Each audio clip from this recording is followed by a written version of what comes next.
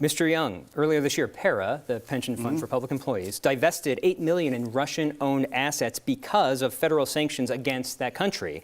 Now, Russia isn't the only bad actor on the world scene. Would you support PERA divesting from, say, Saudi Arabian assets based on that country's human rights abuses and manipulation of world oil markets? Well, the first vote I took as a member of the PERA board, now I've been a member of the PERA board for 4 years now as state treasurer.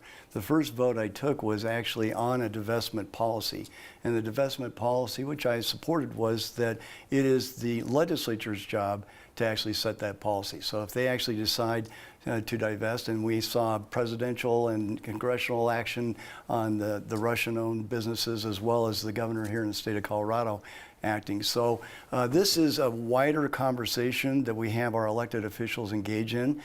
So, you know, whatever the legislature or the governor or whatever entity that's empowered to make a divestment decision comes up with, then we'll honor that. So if there is a bad actor out there, we're okay with our money there as long as the state legislature says it's okay? Well, let's have a conversation about what the definition is of that bad actor. So I think that's the real conversation, but it's where you have that conversation too. So the legislature is the right place to have that.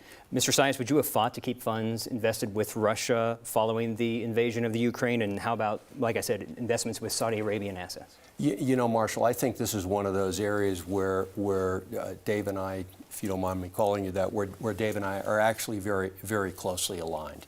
You know, my view is that divestment should be something that we do very, very rarely, because our primary responsibility is a rate of return for PERA members when we're talking about PERA, and for the taxpayers when we're talking about Colorado. You know, I voted for a divestment measure back in 2016 because certain criteria were met. That is, first of all, that it is done by the legislature, and second of all, that it is bipartisan and heavily bipartisan. I don't think partisan politics should be playing a role in which I voted for as well. Yeah, and I don't think bipartisan politics should be playing a role. It was heavily bipartisan and targeting what I thought was a really, really serious issue. Was this divestment from companies that are not pro-Israel? Right. I would put it differently. A different way, but yes. I would say that we're supporting a policy that was designed to get rid of Israel. Right.